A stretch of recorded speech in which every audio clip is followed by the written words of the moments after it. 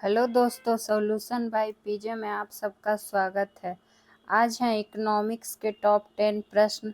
तो चलिए देखते हैं आज के इकोनॉमिक्स के टॉप 10 प्रश्नों का कलेक्शन कैसा है और इसका सॉल्यूशन जानते हैं आसान भाषा में।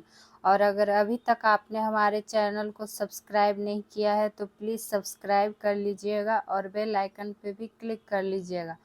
तो चलिए देखते हैं आज का पहला प्रश्न क्या है इकोनॉमिक्स में कुछ खास। तो किस अंतर्राष्ट्रीय संस्था द्वारा मानव विकास सूचकांक को प्रस्तुत किया जाता है। तो ये क्वेश्चन जो है आप लोगों के लिए वेरी इम्पोर्टेंट क्वेश्चन है, इसलिए इसको स्टार मार्क कर लीजिए। तो किस संस्था द्वारा प्रस्तुत किया जाता है, आपसे यही पूछा गया है। तो ये किया जाता है यूएनडीपी द्वारा। किसके द्वारा? यूएनडीपी द्वारा। हिंदी में अगर इसको कहें तो संयुक्त राष्ट्र विकास कार्यक्रम द्वारा। संयुक्त राष्ट्र विकास कार्यक्रम द्वारा क्या किया जाता है? मानव विकास सूचकांक को प्रस्तुत किया जाता है। और क्या अगर आपसे क्वेश्चन पूछ ले कि जो संयुक्त राष्ट्र विकास कार्यक्रम है ये किसके द्वारा विकसित किया गया था, तो संयुक्त राष्ट्र विकास कार्यक्रम या फिर यूएनडीपी ये विकसित किसके द्वारा किया गया था, उसका नाम पूछ लिया जाता है। तो महबूब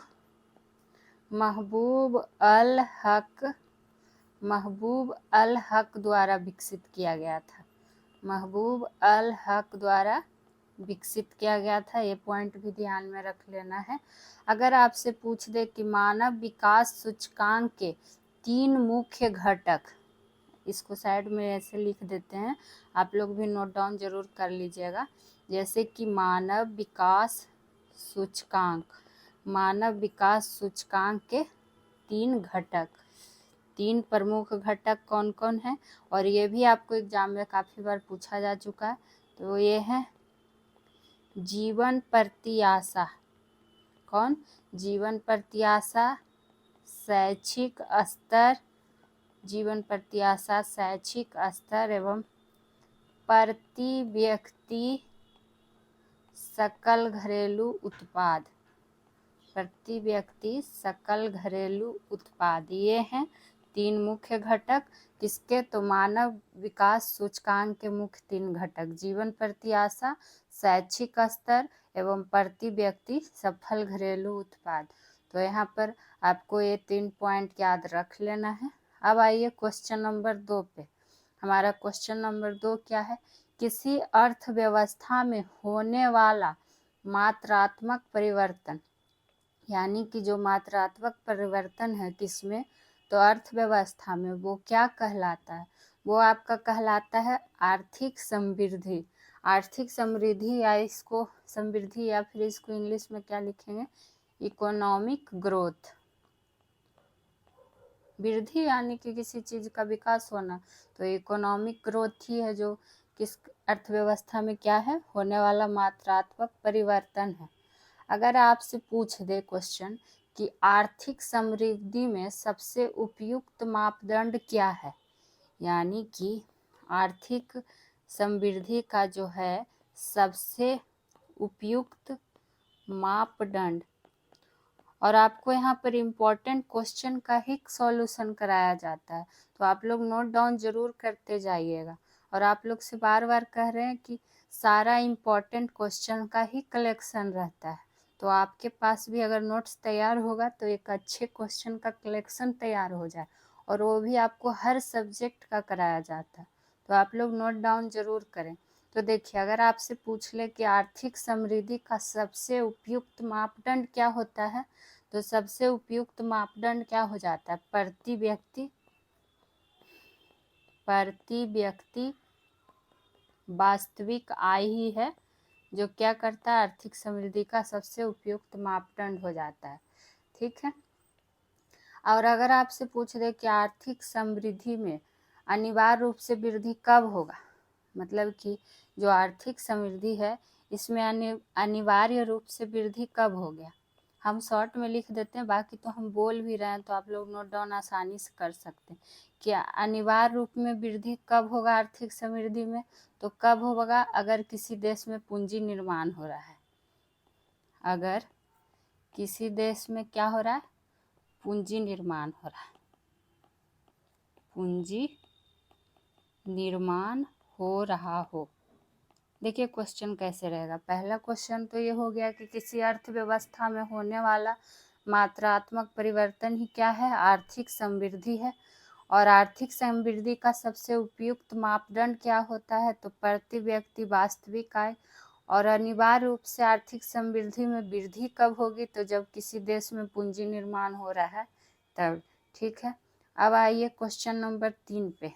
तो क्वेश्चन नंबर 3 हमारा क्या है कि किसी वस्तु या सेवा की कीमत 1 करोड़ से अधिक होने पर किस फोरम में शिकायत दर्ज कराई जाएगी। यानी कि कोई वस्तु है या सेवा की कीमत आपसे पूछ रहा है कि किसमें शिकायत कराई जाएगी, ये 1 करोड़ से अधिक होने पर। तो ये किसमें कराई जाती है, ये राज्य आयोग में कराई जाती है। इसका राइट आंसर क्या होगा, राज्य आयोग। तो राज्य आयोग क्यों होगा, तो ये देखिए, यह उपभोक्ता अदालत का क्या है, दूसरा स्तर है। उपभोक्ता, ऐसे करके लिख लीजिए कि उपभोक्ता अदालत का दूसरा स्तर है, दूसरा स्तर है।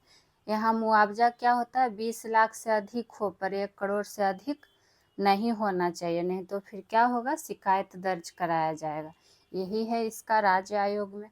अगर कहेगा जिला फोरम, फोरम की जगह आपको मंच भी लिख सकता है, तो कंफ्यूज नहीं होना। तो ये क्या है, उपभोक्ता अदालत का क्या है, पहला स्तर है। ये सब आपको इकोनॉमिक्स में पढ़ने के लिए मिलेगा। और इसमें क्या होना चाहिए कि 20 लाख रुपया से अधिक नहीं होना चाहिए। मतलब कि क्या कह सकते हैं कि शिकायत दर्ज कब होगा, यदि माल या सेवा का मूल्य दावा किया गया है, मुआवजा 20 लाख रुपया से अधिक नहीं होगा, तब जाके मतलब क्या होगा, इसमें शिकायत होगा। तो ये हो जाएगा आपका किसमें, जिला फोरम में। लेकिन बस इसको में ये ध्यान लिख लीजिए कि उपभोक्ता का प्रथम स्तर है और उपभोक्ता अदालत का सेकेंड स्तर कौन है, तो राज्य आयोग है। वही अगर राष्ट्रीय आयोग कहेगा तो ये तीसरा स्तर है उपभोक्ता अदालत का। और इसमें क्या होगा कि 1 करोड़ रुपया से, 1 करोड़ रुपया से अधिक नहीं, मतलब अधिक है मुआवजा, इसमें है कि 1 करोड़ से अधिक। बस आपको मुआवजा का रकम ही ध्यान में रखना पड़ेगा थोड़ा सा बस। जैसे कि जिला फोरम में क्या हो गया कि मुआवजा 20 लाख रुपया से अधिक नहीं होना चाहिए, यानी कि 20 लाख तक ही होना चाहिए, उससे नहीं। लेकिन राज्य आयोग में क्या है, राज्य आयोग में है कि 20 लाख रुपया से अधिक हो, लेकिन 1 करोड़ रुपया से अधिक नहीं होना चाहिए, मतलब कि 1 करोड़ तक लास्ट है। फिर राष्ट्रीय आयोग में क्या है, राष्ट्रीय आयोग में आपका है कि 1 करोड़ रुपया से अधिक है, हो सकता है। ठीक है, तो ये है तीनों में बस अंतर। अब आइए क्वेश्चन नंबर 4 पर। निम्न में से कौन सा एक गैर सरकारी सेवा क्षेत्र है, यानी कि जो सरकारी सेवा क्षेत्र नहीं है। तो ऑप्शन में क्या क्या है, वित्त सेवा, पुलिस सेवा, माल सेवा। तो इसमें जो नहीं है, मतलब कि गैर सरकारी सेवा क्षेत्र है कौन सा, तो ये है आपका मॉल सेवा। क्यों, क्योंकि आमतौर पर ये निजी कंपनी या व्यक्ति ही इसको संचालित करता है। तो निजी कंपनी यानी प्राइवेट कंपनी या फिर व्यक्ति ही संचालित करते हैं। तो इसलिए ये क्या हो गया, गैर सरकारी सेवा क्षेत्र हो गया। लेकिन अगर वित्त सेवा की बात करेंगे तो इसमें क्या कहता है, निजी और सरकारी दोनों होता है, निजी और सरकारी दोनों संस्था का मिश्रण होता है, दोनों का मिश्रण होता है, इसलिए सरकारी सेवा क्षेत्र में आ जाता है। अब पुलिस सेवा तो आप जानते हैं कि सरकारी सेवा का मूलभूत हिस्सा ही हो जाता है, सरकारी सेवा का मूलभूत हिस्सा है। तो ये तो कभी भी गैर सरकारी सेवा क्षेत्र होगा नहीं। तो क्या कहता है, गैर सरकारी सेवा क्षेत्र कौन हो जाएगा, तो मॉल सेवा, मॉल सेवा। ठीक, अब आइए क्वेश्चन नंबर 5 पे। भारतीय बीमा विनियामक और विकास प्राधिकरण का मुख्य कार्यालय या मुख्यालय वही किस शहर में स्थित है। तो ये क्वेश्चन भी इम्पोर्टेंट बनता है आपके एग्जाम के पर्पज से। तो इसका मुख्यालय कहाँ है या मुख्य कार्यालय किस शहर में स्थित है? तो ये है आपका हैदराबाद में। ठीक, अगर यही पूछ ले कि जो ये भारतीय बीमा विनियामक और विकास प्राधिकरण है, ये किसकी रिपोर्ट की सिफारिश पर गठित है? तो मल्होत्रा समिति की रिपोर्ट की सिफारिश पर क्या है, ये गठित हुआ था।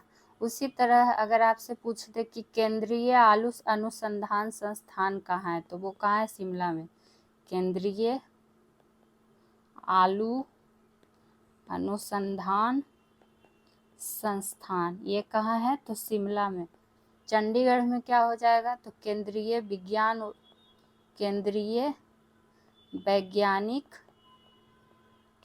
वैज्ञानिक उपकरण संगठन।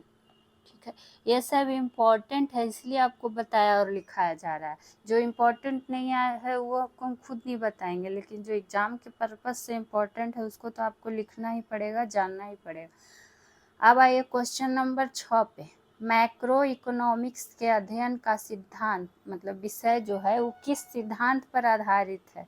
तो जो देखिएगा इकोनॉमिक्स को 2 वर्ग में बांटा गया है, एक माइक्रो एक मैक्रो। तो यहाँ आपसे मैक्रो का पूछा गया है, इसका हिंदी अगर आपसे पूछे तो समष्टि अर्थशास्त्र हो जाता है। तो मैक्रो इकोनॉमिक्स के अध्ययन का विषय पूछ रहा है कि ये किस सिद्धांत पर आधारित है? तो ये आपका है राष्ट्रीय आय सिद्धांत पर। अब राष्ट्रीय आय का सिद्धांत में क्या है जान लीजिए कि तो इसमें क्या है कि एक वित्तीय वर्ष में एक राष्ट्र द्वारा उत्पादित वस्तु और सेवा के मूल्य को ही क्या कहा जाता है? राष्ट्रीय आय कहा जाता है।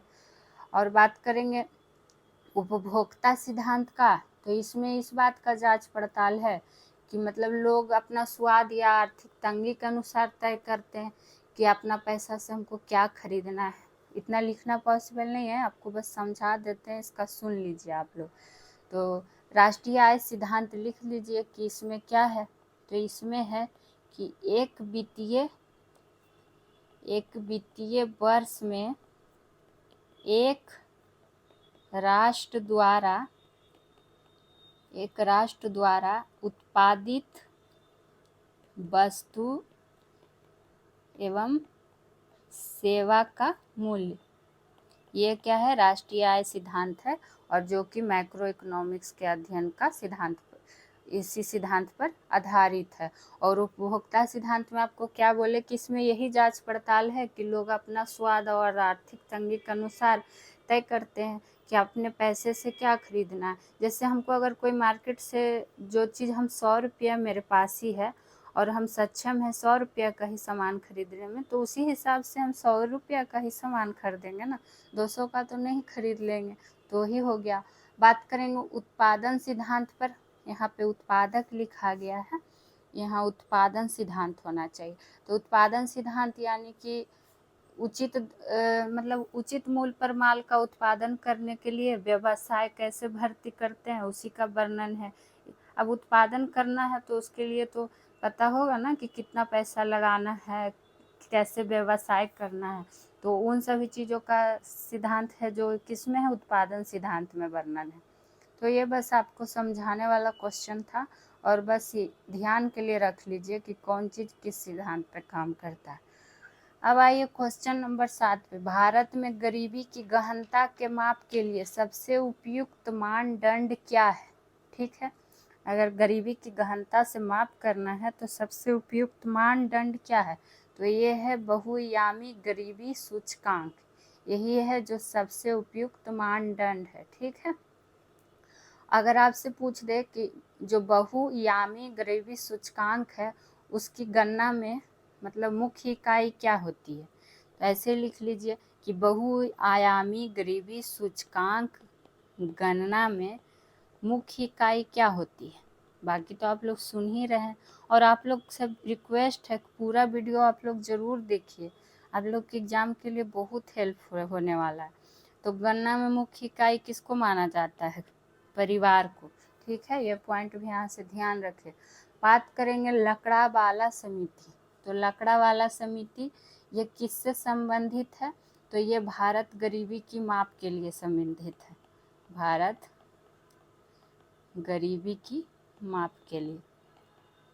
देखिए गरीबी की माप के लिए तो बहुत सारी समिति संबंधित है, लेकिन एक दो है जो बार बार एग्जाम में इम्पोर्टेंट पूछा जाता है, तो हमें बस इम्पोर्टेंट वाले से मतलब है, क्योंकि वन लाइनर एग्जाम के लिए हमें बस आंसर दे के आना। तो लकड़ा वाला एक हो जाता है, एक DY के अलग समिति है जो भारत गरीबी की माप के लिए ही है संबंधित। डांडेकर रथ फार्मूला से क्या किया जाता है, ये भी जान लेते हैं।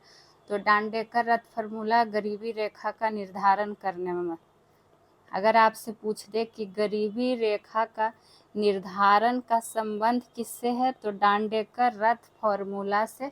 ठीक है, तो ये हो गया। अब आइए क्वेश्चन नंबर 8 पर। राष्ट्रीय आय लेखा प्रणाली का जन्मदाता किसे कहा जाता है? तो कुछ जन्मदाता हैं जो जनक हैं, जिनके बारे में बार बार पूछा जाता है। तो राष्ट्रीय आय लेखा प्रणाली का जन्मदाता किसे कहा जाता है? तो ये किसे कहा जाता है? आप इसका आंसर हो जाएगा, इसका ऑप्शन में आंसर नहीं है, नन ऑफ दीज। तो नन ऑफ दीज है, तो इसका आंसर हमें जानना जरूरी है कि राष्ट्रीय आय का लेखा प्रणाली का जन्मदाता कौन? तो ये कहा जाता है साइमन कुजनेरस को। किसको? साइमन कुजनेरस को कहा जाता है राष्ट्रीय आय लेखा प्रणाली का जन्मदाता। उसी तरह अगर आपसे पूछ दे कि अनवरत योजना का प्रतिपादन, अनवरत योजना का प्रतिपादन किसने किया था? तो गुन्नार मिर्डल ने। किसने? और अनवरत योजना क्या है हम आपको पहले भी बता चुके हैं। पंचवर्षीय योजना का एक सेशन है, आप लोग उस वीडियो को जाकर देख लीजिएगा, पूरा कराया हुआ है, उसमें 12 पंचवर्षीय योजना आपको बताया गया है। बात करेंगे प्रधानमंत्री के बारे में, तो आप लोग को पता ही है, तो यही था यहाँ पर कुछ बताने लायक। अब आइए क्वेश्चन 9 पे। मानव विकास रिपोर्ट कौन प्रकाशित करता है?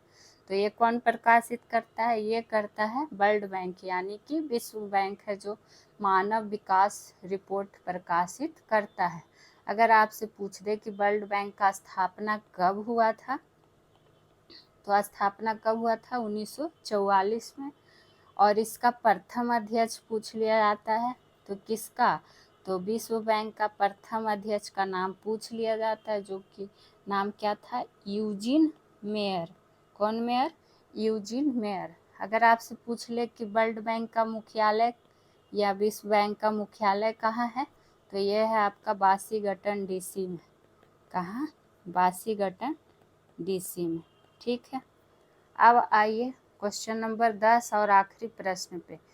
और अभी तक आपने हमारे चैनल को सब्सक्राइब नहीं किया तो प्लीज़ सब्सक्राइब, शेयर, लाइक ज़रूर कीजिएगा। आप लोग के लिए इतना मेहनत करते हैं, तो आप लोग इतना करिए, सपोर्ट कीजिए। अब आइए क्वेश्चन नंबर 10 पे। इनसाइडर ट्रेडिंग का संबंध किससे है? यानी कि एक शब्द आपको दे दिया गया है कि इनसाइडर ट्रेडिंग, और इसका संबंध किससे है ये आपसे पूछा गया। तो किससे है? तो शेयर बाजार से है। ठीक है, आप जानते हैं शेयर बाजार से संबंधित प्रश्न। तो देखिए सबसे पहला प्रश्न क्या बनता है, अगर आपसे पूछ दे कि भारत के प्रमुख शेयर बाजारों में सर्वाधिक कौन सा बाजार है, मतलब कौन सा बाजार है जो क्या करता है? कारोबार करता है। तो ये कौन सा है? शेयर बाजार ही है। ठीक है, और देखिए एक चीज़ और क्या पूछ लिया जाता है, बुलिश। क्या? बुलिश और बियरिश। बुलिश और बियरिश, ये दोनों जो शब्द हैं ये किससे संबंधित है, यही पूछा जाता है। तो ये किससे संबंधित है? शेयर बाजार से ही संबंधित है। और इनसाइडर ट्रेडिंग का भी संबंध किससे है? तो यही शेयर बाजार से ही है। और भारत के प्रमुख शेयर बाजारों में सर्वाधिक कारोबार कौन सा बाजार करता है? तो ये भी कौन करता है? राष्ट्रीय शेयर बाजार ही करता है। एक पूछ लिया जाता है आपसे एक्चुअरीज शब्द। एक्चुअरीज शब्द का संबंध किससे है? तो ये बीमा से है। तो आज के लिए यही थे टॉप 10 प्रश्न इकोनॉमिक्स का। कमेंट सेक्शन में आप लोग जवाब दीजिएगा कि कैसा रहा आज का सेशन। तो फिर मिलेंगे, नेक्स्ट टॉप 10 प्रश्नों का कलेक्शन लेंगे किसी और विषय का। तब तक के लिए खुश रहिए, स्वस्थ रहिए। Thank you.